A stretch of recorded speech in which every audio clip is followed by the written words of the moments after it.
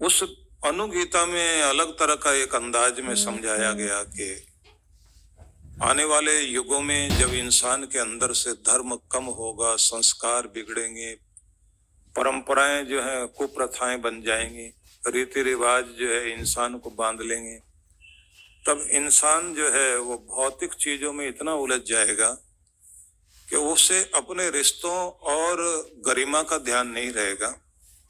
तो उसमें फिर एक कहानी दी गई जिसका सार ये है कि पांडव लोग सबको कृष्ण ने अलग अलग दिशाओं में भेजा था और कहा था कि जाओ, जिस दिशा में तुम्हें कुछ आश्चर्यजनक चीज दिखाई दे वो आकर हमको बताना। तो उन्होंने जिधर जिधर गए, क्योंकि एक दिशा में अर्जुन गए, दूसरी दिशा में भीम गए, एक दिशा में युधिष्ठिर गए, एक दिशा में नकुल सहदेव गए, अलग अलग चीजें उन्होंने देखी। और वो कथा मुझे लगता है लगभग सभी को मालूम होगी।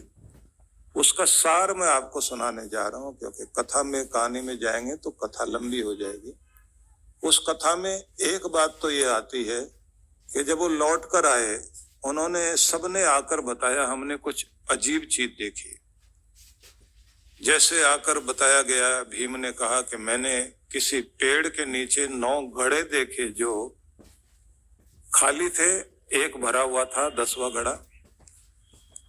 वो एक घड़ा पानी से भरा हुआ रखा है, 9 घड़े सामने हैं और वो पुकारते हैं कि पानी दो।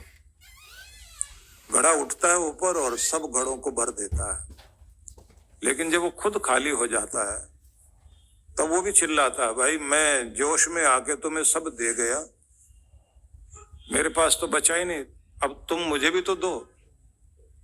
फिर वो 9 के 9 मुकर जाते हैं, लेके बैठ जाते हैं, एक दूसरे को कहते हैं तू दे तू दे तू दे, और वो 9 के 9 रुक जाते हैं। वो एक अकेला चिल्लाता रहता है। तो भीम पूछता है कृष्ण से कि ये मैंने क्या दुनिया देखी, ये क्या संसार है। भगवान कृष्ण कहते हैं ये 9 बेटे और एक पिता की कहानी है। उस एक ने 9 बेटों को पाल पोस कर इतना योग्य बना दिया, उनके घर भर दिए उसने। लेकिन जब 9 से उसने वापस मांगा तो एक दूसरे को कहते हैं तू दे पहले, तू दे तब मैं दूं। तो 9 के 9 लेके बैठ जाते हैं और एक बाप चिल्लाता रह जाता है कि ये आने वाले युगों की कथा होगी जो संसार में बड़ी दुखदाई घटनाएं घटने लग जाएगी।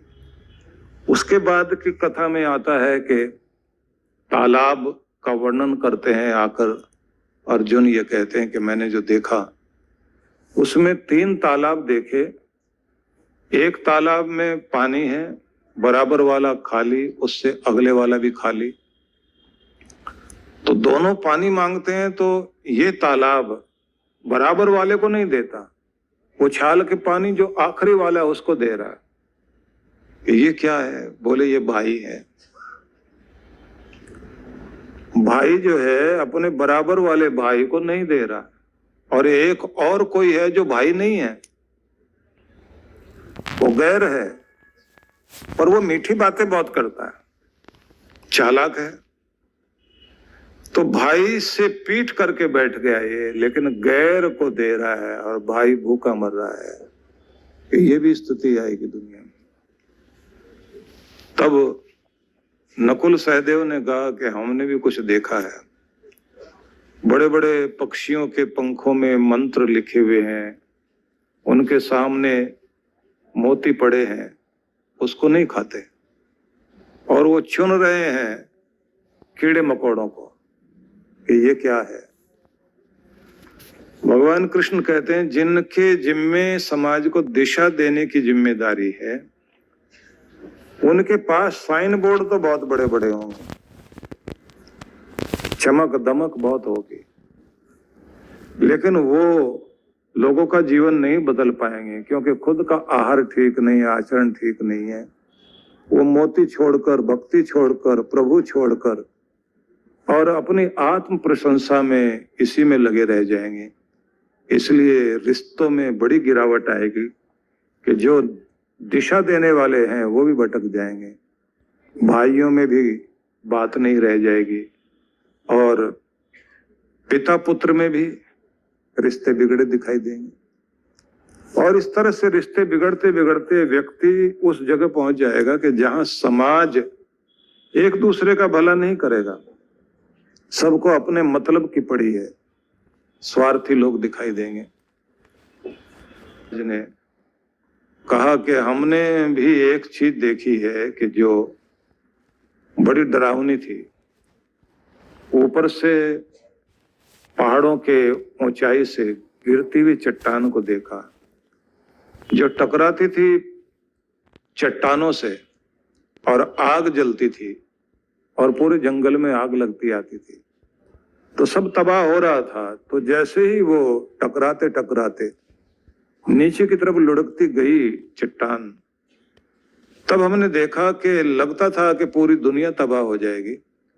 तो एक छोटा सा पौधा था जिसमें बहुत सारे फूल लगे हुए थे और बड़ा नन्हा सा पौधा तलैटी में खिला हुआ था। उसके एक पत्ते ने हिल के उस चट्टान को संभाल लिया और वो चट्टान जो बहुत बड़ी थी नन्हे से पौधे के पत्ते पर ठहर गई और फिर वो विनाश रुक गया। तो पूछते हैं कि ये क्या था?